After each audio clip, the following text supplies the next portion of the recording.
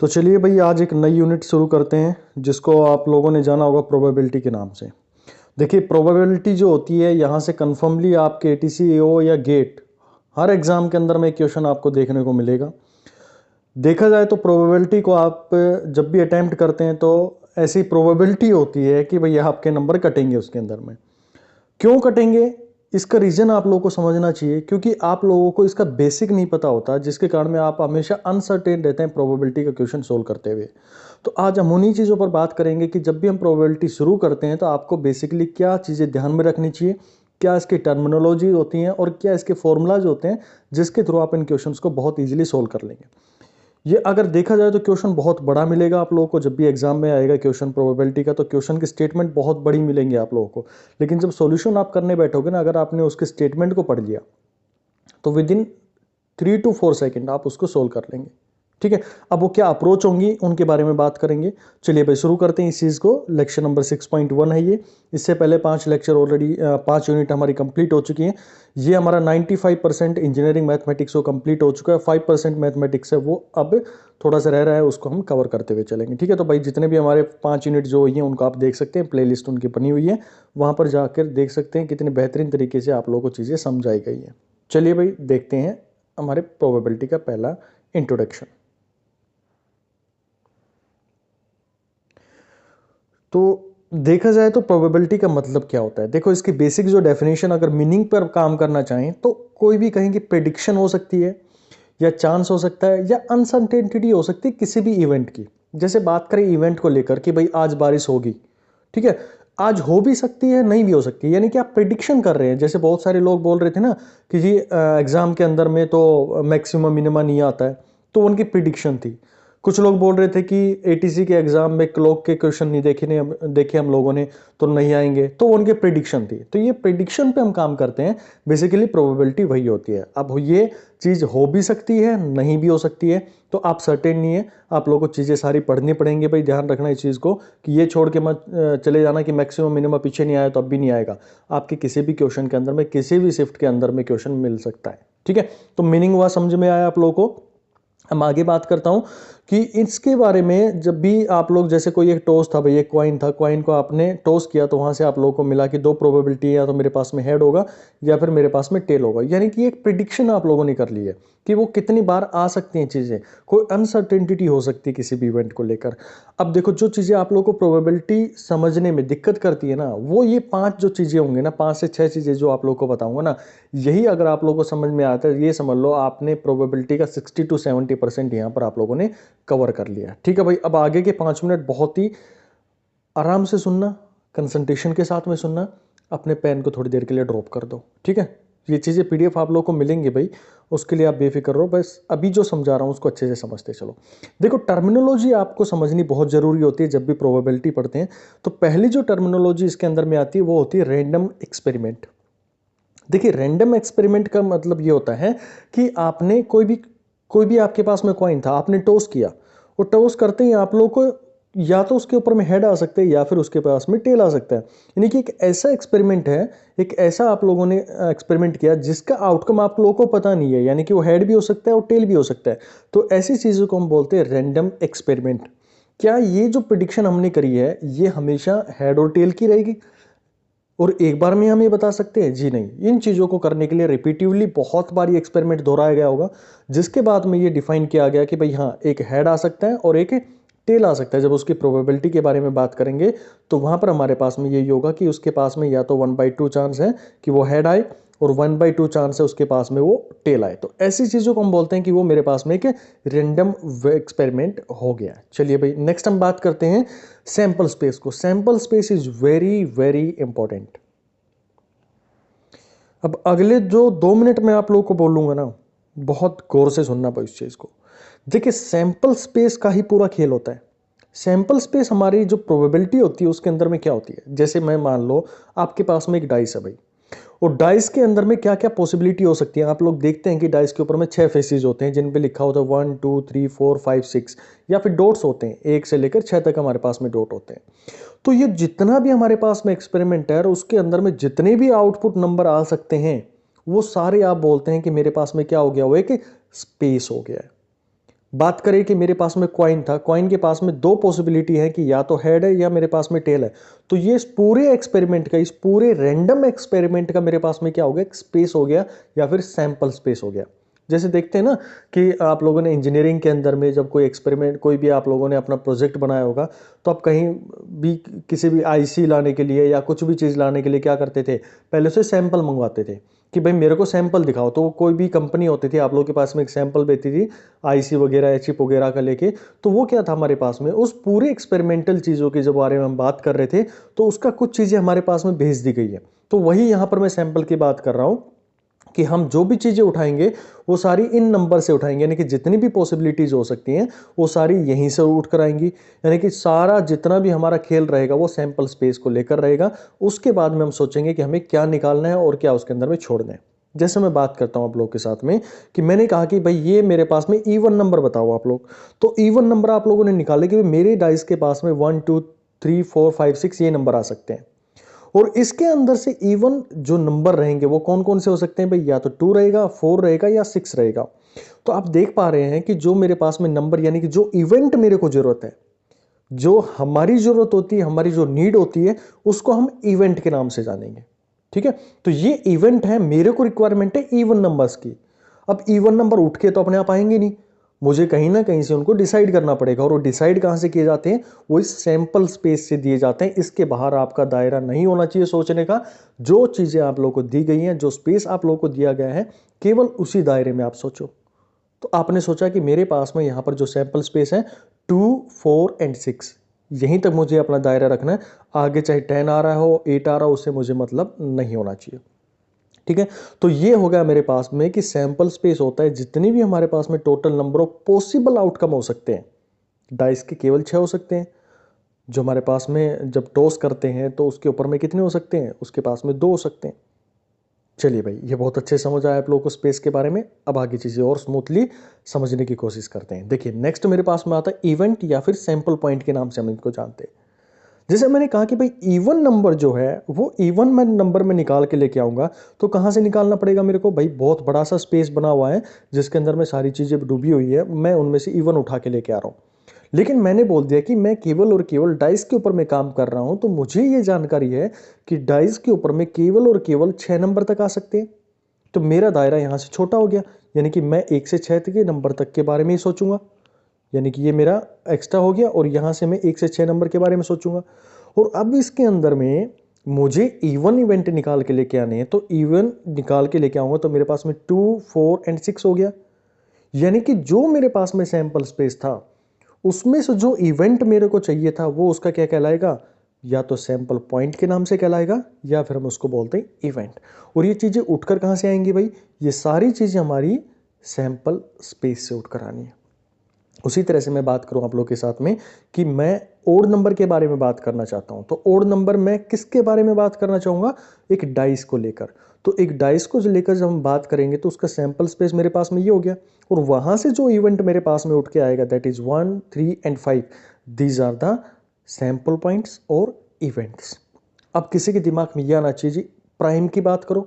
बिल्कुल भाई, प्राइम की भी आप बात कर सकते हैं, लेकिन प्राइम कहाँ से ढूंढ के लेके आने, मेरे को जाना तो कहाँ पर, मेरे को रिक्वायर्ड जो है वो चीज़ क्या है, रिक्वायर्ड जो मेरा इवेंट है वो मेरे को प्राइम नंबर लेके आना है। और प्राइम नंबर कहाँ से निकालेंगे हम लोग, हम जाएंगे अपने स्पेस के पास में कि भाई स्पेस बताओ मेरे को कि आपके पास में प्राइम नंबर कौन कौन से। तो ये कहेंगे भाई हमारे पास में प्राइम नंबर 1 2 3 5, ये हमारे पास में प्राइम नंबर के रूप में रिप्रेजेंट हम कर सकते हैं। ठीक है, तो फाइनली आप लोगों को समझ में आई होगी चीज़ कि मैं जितना भी यहाँ पर एम्फेसिस डाल रहा हूँ मैं सैंपल स्पेस के ऊपर में डाल रहा हूँ। क्योंकि सैंपल स्पेस अगर आप लोगों को समझ में आ गया ना तो प्रोबेबिलिटी में कुछ नहीं बचा भाई मेरे। ठीक है ना, कुछ नहीं है इसके अंदर में। सैंपल स्पेस और इवेंट दो टर्म आप लोगों को समझ में आनी है। यानी कि मुझे इवेंट निकालना होगा तो इवेंट के लिए मुझे सैंपल स्पेस का पता होना बहुत जरूरी है, वरना मैं अपनी क्वेश्चन को प्रोसीड नहीं कर पाऊंगा। चलो भाई, क्वेश्चन करेंगे और क्लैरिटी के साथ में चीज़ें आपको समझ में आनी शुरू हो जाएंगी। चलिए नेक्स्ट मैं बात करता हूँ इक्वली लाइक्ड इवेंट के बारे में। देखिए इक्वली लाइक्ड इवेंट का मतलब होता है कि जो भी हमारे पास चांसेस हैं उसके अक्रेंस के वो इक्वल हो या फिर सेम हो। जैसे आप लोगों ने देखा होगा कि मैं कोई टॉस कर रहा हूँ भाई, एक कॉइन था मेरे पास में, उसको मैंने टॉस किया। अभी आप लोगों के पास में कॉइन है तो उसको टॉस करके देखो भाई।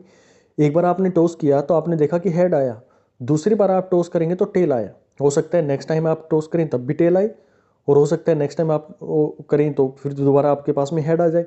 तो ऐसे क्या होगा, हम बहुत सारे रिपीटिवली काम करेंगे और हम फाइनली ये कंक्लूजन निकालेंगे कि हमारे पास में अगर ए जो है, ए जो इवेंट है, इवेंट का मतलब कि मैं कोई नाम देना चाह रहा हूं, यानी कि ए इवेंट मैंने नाम दे दिया गेटिंग ए हेड, आप लोगों को हेड चाहिए तो वो आप लोगों ने इवेंट ए दे दिया।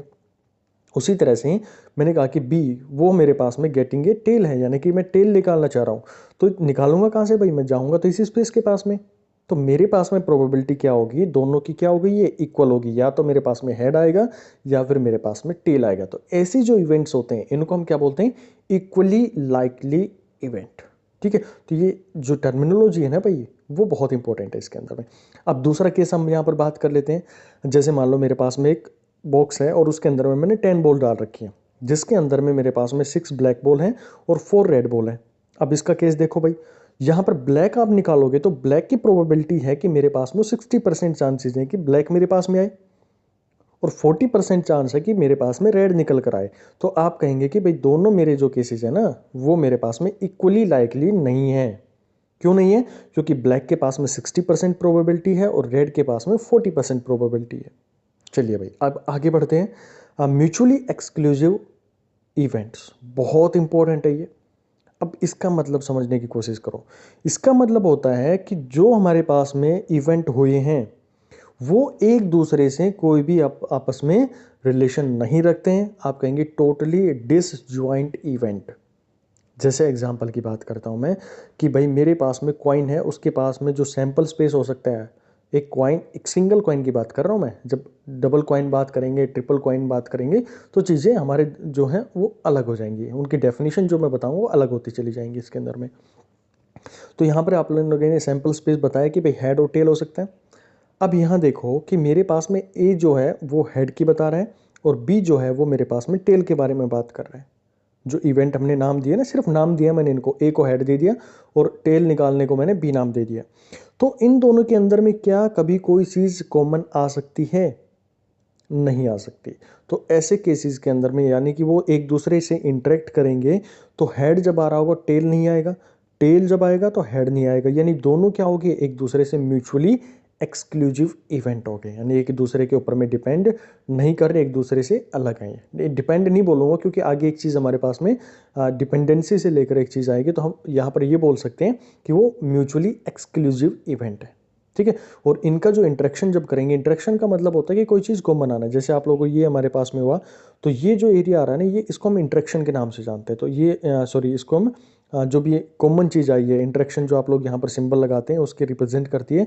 तो इनमें कोई कॉमन चीज़ नहीं रहेगी, तो आप कह सकते हैं हमेशा और हमेशा ये क्या रहने वाली है, नल रहने वाली है या फिर फाई रहने वाली है। अब इस केस को देख लो भाई, जो मेरे पास में डाइस का केस है। अब इससे और अच्छे से समझ में आएगा कि डिपेंडेंट है या नहीं है, मेरे पास में म्यूचुअली एक्सक्लूसिव है या नहीं है। देखो, जब मैं बात करता हूँ ए इवेंट के बारे में, मैंने कहा कि इवन नंबर आने चाहिए। तो इवन नंबर के लिए आप लोग सैंपल स्पेस के पास में गए, बताओ भैया आपके पास में क्या इवन नंबर है? तो उन्होंने कहा बिल्कुल भाई मेरे पास में इवन नंबर है। कौन कौन से? 2 4 6। ओड नंबर के लिए बी इवेंट 1 3 5।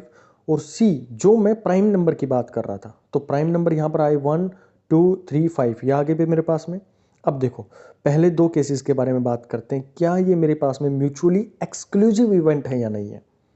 तो आपको रास्ता पता है कि इंटरेक्शन देख लो, यानी कि उन दोनों के बीच में कोई कॉमन चीज़ आ रही है नहीं आ रही है।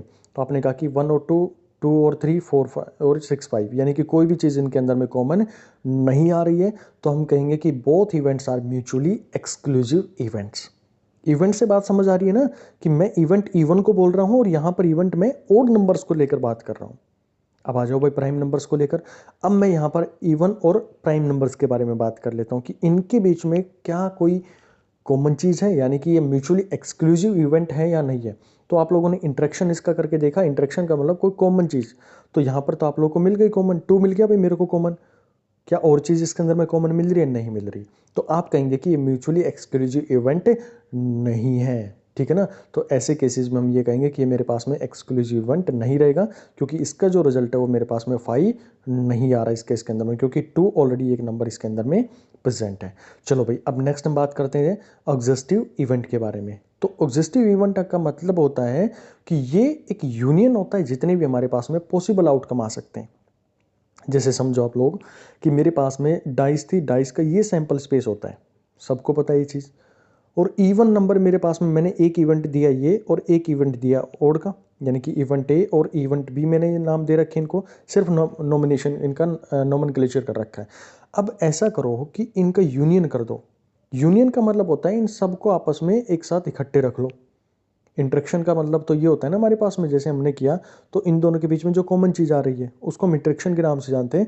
और ये सारा कुछ आप मिला दोगे तो हम क्या कहेंगे कि मेरे पास में क्या आ गया, ये मेरे पास में एक कॉमन चीज़, यानी कि सारा का सारा हम लोगों ने मिला दिया, तो हम उसको यूनियन के नाम से जानते हैं, यानी कि जोड़ दिया हम सब लोगों ने। तो इसके कितने पॉसिबल आउटकम हो सकते हैं भाई? तो हमारे पास में जो दो स्पेसिस थे, कौन कौन से? इवन का और ओड का। प्राइम का मैंने यहाँ कंसिडर नहीं किया क्योंकि क्वेश्चन के अंदर में मेरे को ये गिवन है कि भाई एक इवन इवेंट है और एक मेरे पास में ओड इवेंट है। दोनों का आप लोगों ने यूनियन किया तो आप लोगों को क्या मिला? 1 2 3 4 5 6। अरे ये तो वही है जो मेरे पास में सैंपल स्पेस था। बिल्कुल। अगर इस तरह से आप उसके जितने भी सेट्स बने हुए हैं उनको आपस में यूनियन कर देते हैं और वो मेरे पास में एक सैंपल स्पेस बना देता है, तो आप कहेंगे कि मेरे पास में वो कौन सा इवेंट है? एग्जॉस्टिव इवेंट के नाम से हम जानते हैं। आई थिंक आप लोगों को ये चीज़ें यहाँ तक समझ में आई होंगी। ठीक है, चलिए भाई नेक्स्ट हम बात करते हैं कॉम्प्लीमेंट्री इवेंट को लेकर। कॉम्प्लीमेंट्री इवेंट को बात करें तो भाई एक चीज़ थी कि मेरे पास में ए आने की क्या प्रोबेबिलिटी है, यानी कि मैं कहूँ कि मेरे पास में इवन आने की क्या प्रोबेबिलिटी है, तो वो मेरे पास में हुआ क्या? अगर मैं इसका उल्टा भी आप लोगों से ये कहूँ कि इवन ना आने की प्रोबेबिलिटी क्या है मेरे पास में, भाई अभी तो मैंने कहा कि इवन आने की प्रोबेबिलिटी क्या है। जब हम बात करें कि इसके नहीं आने की क्या प्रोबेबिलिटी है, तो हम कहेंगे कि ये इवेंट नहीं हो रहा है, यानी कि नॉट अकरिंग इवेंट ई।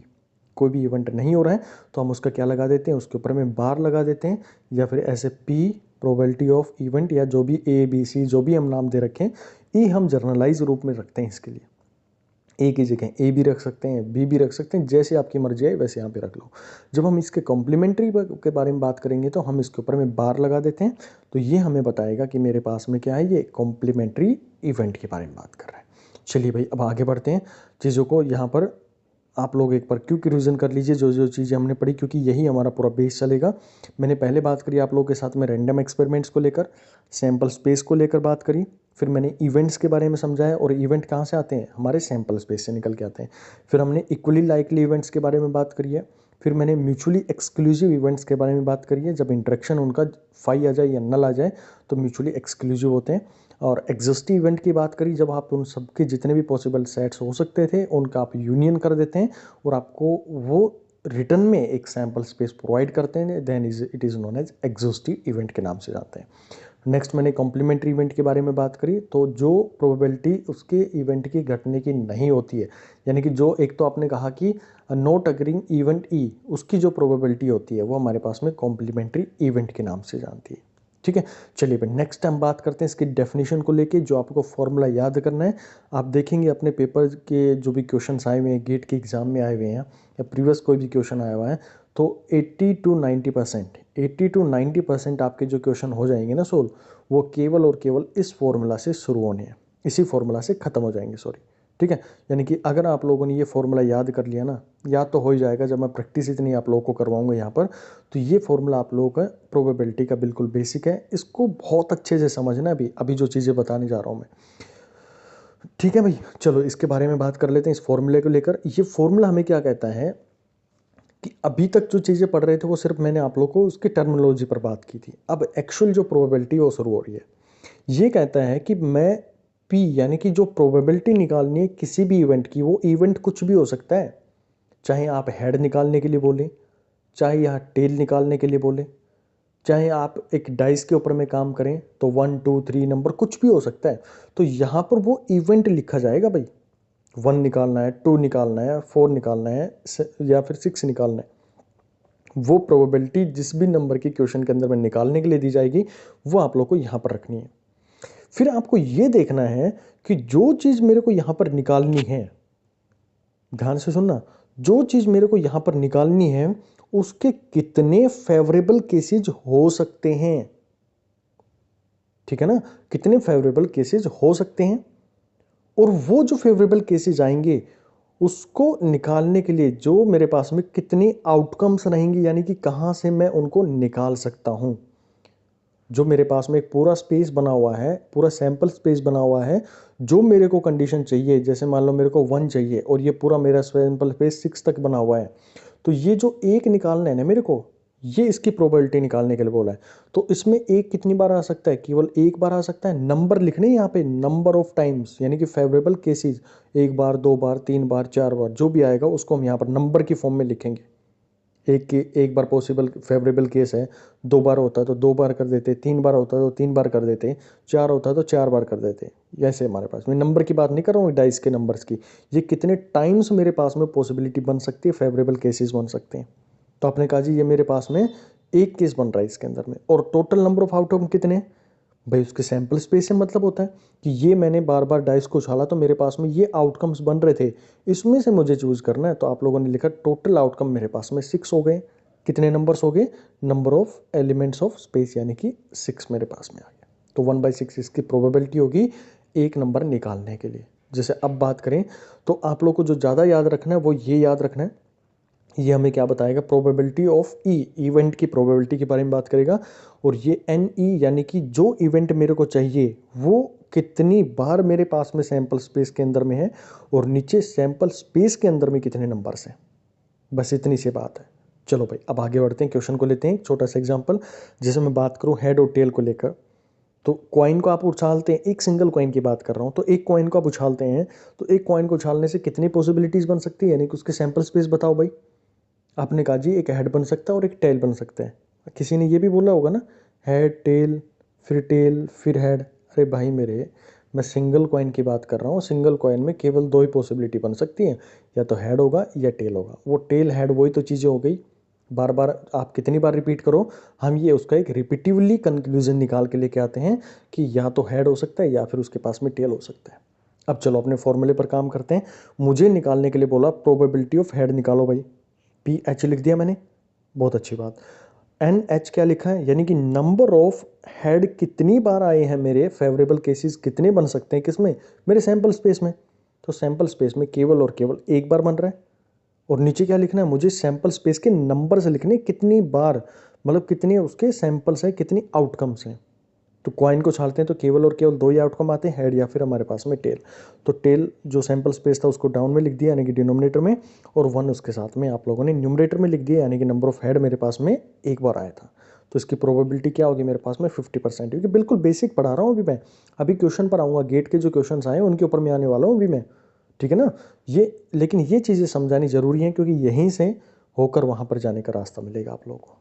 ये नहीं समझे ना तो आज तक जो प्रोबेबिलिटी से आप डरते आए ना, अभी भी डरते रहेंगे। बाकी चीज़ें बता दो भाई, ये पीडीएफ फाइल आप लोगों को मिलेंगी। जो प्रीमियम टेलीग्राम ग्रुप बना हुआ है उसका नंबर मैं आप लोगों को बता देता हूँ, 9416878402, ये नंबर है भाई। यहाँ पर आप व्हाट्सअप या टेलीग्राम में मैसेज डाल के प्रोसीजर जान सकते हैं कि कैसे उसे प्रीमियम टेलीग्राम ग्रुप के ऊपर में जुड़ना है, ठीक है भाई। चलिए अब बात करते हैं टेल को लेकर। तो टेल के अंदर में आप लोगों ने देख लिया कि जो नंबर ऑफ टेल्स इसके अंदर में कितनी बार आ सकती हैं, एक बार। और पूरे सैंपल स्पेस में कितने नंबर है मेरे पास में, 2 हैं, तो 1/2 है। और टोटल मेरे पास में 50% इसकी प्रोबेबिलिटी आ गई, ठीक है। छोटी सी चीज़ थी। अब देखो मैंने जितने भी क्वेश्चन हैं उनको कैटेगराइज कर दिया है। वो कैटेगराइज कैसे किया गया इन चीज़ों को लेके वो समझना बहुत ज़रूरी है। आप जितने भी आपके गेट के अंदर में, आईएएस के अंदर में जो भी क्वेश्चन आए हुए उनको हम 5 कैटेगरी के अंदर में कैटेगराइज करते हैं। पहला, मेरे पास में सबसे ज़्यादा जो क्वेश्चन देखने को मिलते हैं वो कॉइन बेस्ड क्वेश्चन मिलते हैं। दूसरे इसके अंदर में डाइस बेस्ड क्वेश्चन दिखते हैं, 1 2 3 4 इस तरह से आपके पास में डाइस से रिलेटेड चीज़ें आ जाएंगी। कार्ड से रिलेटेड चीज़ें मिलती हैं, आप सबको पता है कि एस के बारे में पूछ लेगा। इसके अलग अलग जो बात करें कार्ड्स टाइप होते हैं, ब्लैक कार्ड या ग्रीन रेड कार्ड के बारे में बात कर देगा। बॉल से रिलेटेड क्वेश्चंस आते हैं आपके एग्जाम में, और मिसलेनियस आ जाते हैं। मिसलेनियस के अंदर में आप लोग को परम्यूटेशन या कॉम्बिनेशन का यूज़ करना होता है उसके अंदर में, ठीक है। अब ये चीज़ें तो आपको पढ़नी पड़नी है, ये 5 चीज़ें तो पढ़नी है। उसके साथ साथ में कई बार आप लोगों के साथ में जोड़ के इन क्वेश्चन को सोल्व करने के लिए हमें कुछ थोरम या फिर हमारे पास में कुछ डिस्ट्रीब्यूशन टाइप की यूज़ करना पड़ेगा। जैसे पहला आप लोगों को बाइनोमियल डिस्ट्रीब्यूशन या पॉइजन डिस्ट्रीब्यूशन के बारे में बात करनी पड़ेगी। या फिर आपको ज़रूरत पड़ेगी बेस थ्योरम को लेकर, या फिर आप लोगों को ज़रूरत पड़ेगी कंडीशनल प्रोबेबिलिटी को लेकर। तो ये पूरी कैटेगराइजेशन है, जैसे जैसे हमको ये चीज़ें पढ़नी है पूरी प्रोबेबिलिटी के क्वेश्चंस के बारे में। ठीक है, चलिए मैं पहला क्वेश्चन बात करना चाहूँगा। बहुत ही अच्छा क्वेश्चन है, गेट 2013 के अंदर में आया हुआ क्वेश्चन है ये, जिसमें पूछा गया। ये क्वेश्चन का मेरा मेन मोटिव है कि कैसे आपको फॉर्मूला यूज करना है वो समझाने से मतलब है। What is the chance that a leap year will have 53 Sundays. 53 Sundays होने चाहिए भाई। क्वेश्चन इतना सा दे दिया, अब दिमाग लगाते रह जाओ। तो यहाँ पर इसने जो चीज़ें हमें पकड़नी है, वो सबसे पहले तो ये पकड़ना है कि मेरे को लीप ईयर के बारे में बात कर रहा है। तो लीप ईयर में हमें ज़रूर पता है कि 366 दिन होते हैं, यानी 366 डेज होते हैं। और एक साल के अंदर में यानी कि टोटल हमारे पास में 52 वीक्स होते हैं। और 52 वीक्स के अंदर में आप जान सकते हैं कि 364 डेज रहेंगे। तो आप समझ सकते हैं कि इसके अंदर में 2 डेज मेरे पास में एक्स्ट्रा बन गए। अब ये जो मेरे पास में बना है ना, ये 2 वाला खेल, इसको हम समझेंगे अभी चीज़ें को। अब देखो, जो मेरे पास में ये 2 दिन हो सकते हैं, इन सारी कहानी अभी 2 दिन पे ना भाई, 52 वीक हुए हैं तो 52 संडे तो ऑलरेडी आ चुके हैं हमारे पास में। अब ये 2 दिन है ना, इनमें क्या पॉसिबिलिटी है कि मेरे पास में संडे आ जाए। तो मुझे इसके लिए बनाने के लिए, मेरा कहानी अब यहीं से शुरू होती है। तो इसके लिए 2 बनाने के लिए मुझे अपना सैंपल स्पेस तैयार करना पड़ेगा। और सैंपल स्पेस ये कहता है कि ये 2 दिन है ना, जो या तो मंडे हो सकता है या फिर मेरे पास में ट्यूसडे हो सकता है। मंडे ट्यूसडे हो सकता है, ट्यूसडे वेडनेसडे हो सकता है, वेडनेसडे थर्सडे हो सकता है, थर्सडे फ्राइडे हो सकता है, फ्राइडे सैटरडे हो सकता है, सैटरडे संडे हो सकता है, या फिर संडे मंडे हो सकता है। यानी कि ये पूरी इसकी क्या हो गया, मेरे पास में एक सैंपल स्पेस रेडी हो गया। अब सैंपल स्पेस जो मेरे पास में रेडी हो गया, ध्यान से सुनना इस पॉइंट को। अब यहाँ पर कह रहा है कि मेरे पास में जो दिन है वो मेरे पास में संडे आना चाहिए। अब इस सैंपल स्पेस में ढूंढो कि मेरे पास में इन 2 दिनों में से कहीं संडे आ रहा है, यहाँ पर नहीं आ रहा, यहाँ पर भी नहीं आ रहा, यहाँ कहीं नहीं आ रहा है इसके अंदर में। लेकिन जैसे ही आप लोग लास्ट के 2 केसेस के अंदर में पहुँचते हैं, तो यहाँ पर आप देखते हैं कि मेरे पास में 2 संडे मिल रहे हैं। यानी कि पूरे सैंपल स्पेस के अंदर में, पूरे सैंपल स्पेस के अंदर में, यानी कि पूरे सैंपल स्पेस के अंदर में केवल और केवल 2 बार आप लोग को क्या मिल रहे हैं, संडे मिल रहे हैं। तो आपको फॉर्मूला लगाना आ गया कि मुझे इवेंट निकालना है, और इवेंट क्या है, यानी कि संडे होना चाहिए।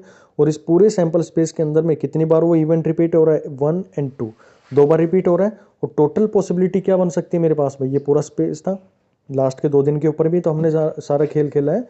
तो वो सारी चीज़ हमारे पास में क्या आ गई, 7 आ गई। तो टोटल आप लोगों के पास में प्रोबेबिलिटी आई, दैट इज 2/7 मेरे पास में आ गई। ठीक है, अगर भैया आप लोगों से ये क्वेश्चन ऐसे पूछता कि मेरे को एक नॉर्मल ईयर को लेकर बात करो, तो नॉर्मल ईयर के अंदर में 52 वीक तो ऑलरेडी हो चुके हैं, और एक दिन इसका एक्स्ट्रा बनता। तो एक दिन के लिए आप देखो भाई, आप लोगों का सैंपल स्पेस क्या होगा।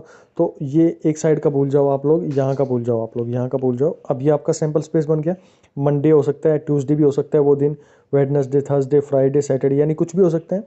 इसमें आप देखो कि संडे कब होगा भाई, 53वां जो 53rd जो होगा हमारे पास में संडे, वो यही तो दिन बनना है जो क्वेश्चन के अंदर वो पूछा गया है। क्वेश्चन में तो लीप ईयर को लेकर था, लेकिन मैं नॉर्मल ईयर को भी आप लोगों के साथ में लेके चल रहा हूँ कि ऐसा क्वेश्चन अगर दे दिया जाए तो आप देख पा रहे हैं कि केवल और केवल मेरे पास में एक बार जो संडे आया है वो एक मैंने लिख दिया, यानी कि नंबर ऑफ इवेंट्स, यानी कि एक बार। और कितने में से आया सैंपल स्पेस, तो सैंपल स्पेस आपका कितना हो गया, ये पूरा सैंपल स्पेस ही तो है, 1 2 3 4 5 6 7, यानी कि 7 डेज में से मेरे पास में केवल और केवल एक बार जो है वो संडे मिलेगा। तो ये मेरा आंसर हो 1/7, इसकी प्रोबेबिलिटी हमारे पास में आ गई है।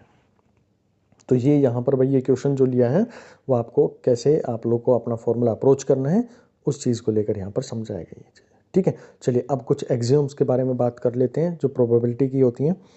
इसके अंदर में आपने देखा होगा कि जो प्रोबेबिलिटी होती है वो या तो 0 होगी या 0 से बड़ी होगी, ना कभी नेगेटिव हो सकती है, ना कभी भी मोर देन 1 हो सकती है, यानी ग्रेटर देन 1 भी नहीं हो सकती। तो 0 और 1 के बीच में रहेगी। 0 जब भी आता है तो इसका मतलब है कि वो इम्पॉसिबल केस है, और जब 1 आ जाती है किसी की प्रोबेबिलिटी, यानी कि 1 आ जाती है, that is a sure event. ठीक है, प्रोबेबिलिटी जब 1 हमारे पास में आ जाती है। दूसरा आप देख पा रहे हैं कि जैसे आप लोगों को बताया मैंने कि कोई भी मेरा एक सैंपल स्पेस होगा भाई, मेरे को कोई भी इवेंट है 1 2 3 4 5 6, मैंने यहाँ पर अपनी जो डाइस है उसके 6 केसेस मैंने यहाँ पर लिख दिए, और मैं सैंपल स्पेस के ऊपर में काम कर रहा हूँ कि भाई मेरे को ये बताओ इसके अंदर में मेरा नंबर कितना आएगा, 1 कितनी बार आएगा, 2 कितनी बार आएगा, ठीक है, या फिर ये पूरा सैंपल स्पेस कितनी बार रिपीट होगा। तो ये पूरे सैंपल स्पेस को लेकर बात करें तो इसकी जो प्रोबेबिलिटी बनेगी, सैंपल स्पेस प्रोबेबिलिटी हमेशा कितनी बनती है, 1 बनती है, ठीक है। इसको ज़्यादा आप लोग यूज़ नहीं करेंगे, ज़्यादा जो यूज़ होगी हमारे पास में वो ये होगी, सिर्फ एक इंट्रोडक्शन के रूप में आप लोग को ध्यान रखने की जो प्रोबेबिलिटी होती है वो 0 या फिर 1 के बीच में होती है या उसके इक्वल होती है, ठीक है। चलिए अब कुछ हम बात कर लेते हैं प्रोबेबिलिटी यूजिंग वेन डायग्राम से रिलेटेड। कई बार चीज़ें देखी है ये क्वेश्चन, तो उसमें कैसे ध्यान रखेंगे आप लोग, जब भी आपके पास में पूरी प्रोबेबिलिटी है, यानी कि पूरा ये सैंपल स्पेस है जो स्क्वायर में दिखाया गया, that is a sample space, और जो मेरे सर्किल के अंदर में दिखाया गया वो जो हमें रिक्वायर्ड इवेंट है, रिक्वायर्ड चीज़ों के बारे में बात कर रहे हैं। तो वेन डायग्राम में जब ए इवेंट की बात करेंगे तो ऐसे सर्किल दिखाएंगे, और हमारे पास में ये ए के बारे में बात कर ली, बाहर का कोई भी एरिया इसके अंदर में कवर नहीं है। ये मैंने बात करी इवेंट बी के बारे में, तो इवेंट बी दिखाएंगे, बाकी के कोई भी इसके अंदर में यूज़ नहीं करेंगे। जो कॉम्प्लीमेंट्री ए की बात करें तो भाई ये मेरे पास में ए था, इसके बाहर का जो ए नहीं आएगा, ए कहाँ नहीं मिल रहा, यहाँ नहीं मिल रहा, तो वही चीज़ दिखाइए कि जो ए आने की प्रोबेबिलिटी है उसका आप बाहर लगा दें या कॉम्प्लीमेंट्री ले ले तो आप लोग को मिल जाएगा उसके नहीं आने की, तो ये हो गया। फिर हम बी की बात करें तो बी के अंदर में भी जो इसका बार है कॉम्प्लीमेंट्री, ऐसे आप रिप्रेजेंट कर सकते हैं। फिर नेक्स्ट हमारे पास में बात करें, जो हमारे पास में सैम्पल स्पेस जो है इसको बात करें तो दो इवेंट जो हमारे पास में है सेम हमारा सैम्पल स्पेस रहेगा, तो ए को यहाँ रिप्रेजेंट करेंगे और बी को आप यहाँ पर रिप्रेजेंट कर सकते हैं। ए इंटरेक्शन बी की बात करें तो ए इंटरेक्शन बी के अंदर में आप लोगों ने दिखाए, ए इवेंट ये हो गया, बी इवेंट हो गया, और इनका इंटरेक्शन जो बीच में कॉमन आ रहा है that is the A intersection B के रूप में आप इसको रिप्रेजेंट कर सकते हैं। नेक्स्ट हम देखते हैं इसके अंदर में जो ओनली, अगर आप लोगों से ये बोल दिया जाए कि ओनली इसका क्या बताओ, मेरे पास में पी ए बताओ या फिर ए इंटरेक्शन नोट बी बताओ, तो आप ये देख पा रहे हैं इसके अंदर में कि मैं अगर इस हिस्से को हटा दूं, यहाँ से इस हिस्से को हटा दूं और यहाँ से मेरे पास में इस हिस्से को हटा दूं, मैं केवल ए की बात कर रहा है ना ये, हाँ, तो ए मेरे पास में ये रह गया, और ये मेरे पास में जो बी है इस बी के हिस्से को मैं हटा दूं, यानी कि मेरे पास में नोट बी, तो ये हिस्सा यहाँ से हटा सकता हूँ मैं इसका इतना इतना हिस्सा, तो ये जो आपको मिल रहा है ना ये वाला खाली ये दिस वन, तो ये आप क्या कह सकते हैं कि ये मेरे पास में ए है इंटरेक्शन नोट बी, यानी कि जहाँ पर बी नहीं है लेकिन केवल और केवल मेरे पास में ए है, या फिर आप इसको पी ए रिप्रेजेंट कर सकते हैं, प्रोबेबिलिटी ए के नाम से आप इसको रिप्रेजेंट कर सकते हैं। अब देखो नेक्स्ट हमारे पास में ए यूनियन बी, तो ए यूनियन बी का जैसे मैंने आप लोगों को बताया था कि दो इवेंट है, तो साथ साथ में ये इंटरेक्शन भी जोड़ना है, और ये जितने भी स्पेस है यानी कि टोटल मेरे पास में जो रिप्रेजेंट कर रहा है वो दोनों का हमारे पास में कॉम्बिनेशन आ जाएगा, आइदर ए और बी के नाम से हम इसको रिप्रेजेंट करेंगे। नेक्स्ट हमारे पास में जो आएगा ए यूनियन बी, और इसका कॉम्प्लीमेंट्री की हम बात करेंगे तो बाहर का एरिया जाएगा, तो यहाँ पर आप लोगों के पास में जो वर्ड यूज होगा ये मेरे पास में आइदर ए और बी रिप्रेजेंट होता है, यहाँ पर हम नाइदर ए नॉर बी के नाम से रिप्रेजेंट करेंगे, ठीक है। चलिए भाई ये जो मैथमेटिकल रिप्रेजेंटेशन है उसके बारे में आप लोग थोड़ा सा देख लो। इसके अंदर में अगर मेरे पास में ए यूनियन बी आ रहा है, ए यूनियन बी आ रहा है, या तो वो ए होगा उसके अंदर में या फिर बी के बारे में हम उसको रिप्रेजेंट कर सकते हैं। क्वेश्चन के अंदर में पूछा जाए कि आइदर ए और बी, तो then you have to use A union B. अगर आप लोगों से पूछा जाए ए इंटरेक्शन बी, तो आपको यूज़ करना है बोथ ए एंड बी। जैसे आप लोगों ने देखा ना कि ये जो एरिया है यहाँ पर ए भी प्रेजेंट है और मेरे पास में बी भी प्रेजेंट है, तो क्वेश्चन के अंदर में पूछा जाएगा तो आपको कौन सा यूज़ करना है, वहाँ पर ए इंटरेक्शन बी यूज़ करना है। या फिर अगर आप लोगों से ये पूछा जाए नोट ए नोट बी, इनका इंटरेक्शन कैसे करेंगे, तो भाई जो यूनियन था, जो यूनियन है उसका आपको क्या करना है, बार लगा देना है। या फिर आप लोग ये कर सकते हैं कि पूरा जो सैंपल स्पेस था ये मेरे पास में ए यूनियन बी आप लोगों ने निकाला, तो पूरा स्पेस को हम 1 मानते हैं। जब भी प्रोबेबिलिटी का खेल खेलते हैं हम, तो प्रोबेबिलिटी के अंदर में पूरे सैंपल स्पेस को 1 मानते हैं, और 1 में से इसकी प्रोबेबिलिटी को हटा देते हैं कि ए यूनियन बी की क्या प्रोबेबिलिटी है मेरे पास में, इसको माइनस कर देंगे तो आप लोग को क्या मिल जाएगा, ये बाहर का एरिया, ये बाहर का जो बना ना सैंपल स्पेस के अंदर में, वो मेरे पास में रिप्रेजेंट होकर आ जाएगा। तो आप कह सकते हैं कि नाइदर ए नॉर बी मेरे पास में रिप्रेजेंट करेंगे इसको।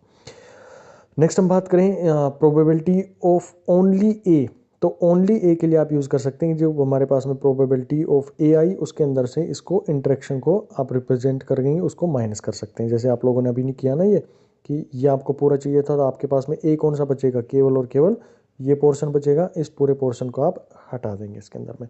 तो ऐसे केसेस के अंदर में हम कहेंगे कि मेरे पास में केवल और केवल ए रिप्रेजेंट किया उसके अंदर में।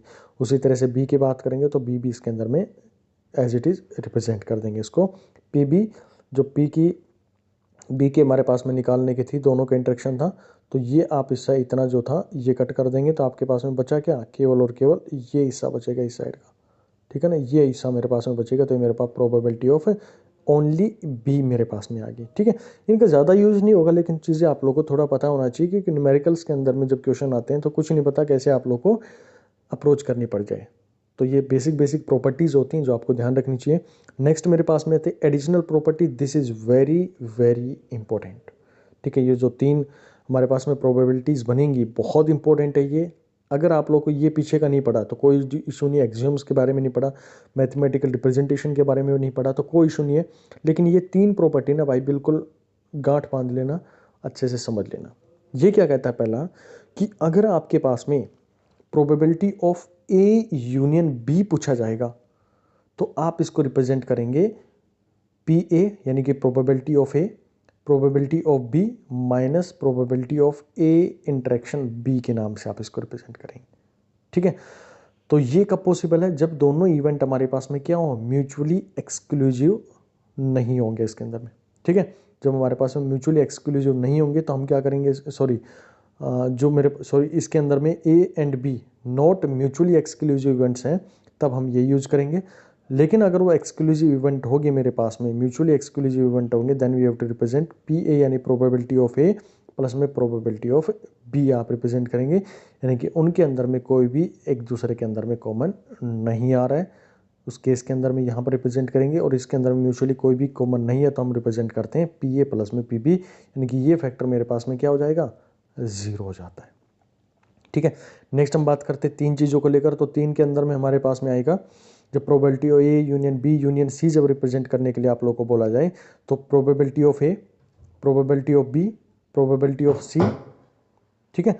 अब क्या करेंगे, आपको एक एक को कॉमन करते हुए चलना है, यानी कि इंटरेक्शन लेते चलेंगे, A intersection B, B intersection C, C intersection B, यानी कि सभी का आप लोग को क्या लेना है, एक एक ले लेना है और इसके अंदर से माइनस करना है, और लास्ट में क्या करना है, तीनों का आप लोग को इंटरेक्शन कर देना, यानी कि probability of A B C, इन तीनों का इंटरेक्शन जो करेंगे, यानी कि जो भी कॉमन चीज़ें रहेंगी उसके इसके अंदर से माइनस कर देंगे, तो आप लोग के पास में जो गिवन रिजल्ट निकालना होगा वो आप लोग के पास में मिल जाएगा, ठीक है। चलिए भाई, अब इसके बारे में अब इनके क्वेश्चंस के जो भी चीज़ें रहेंगी वो नेक्स्ट क्लास के अंदर में डिस्कस करेंगे। चलो, ये 3 प्रॉपर्टीज़ बिल्कुल अच्छे से आप लोग याद कर लेना। अगली जो क्लास होगी बहुत इंपॉर्टेंट रहेगी, जिसके अंदर में गेट के आए हुए क्वेश्चंस डिस्कस करेंगे और कुछ इंपॉर्टेंट प्रॉपर्टीज़ के बारे में भी हम उसके अंदर में देखेंगे।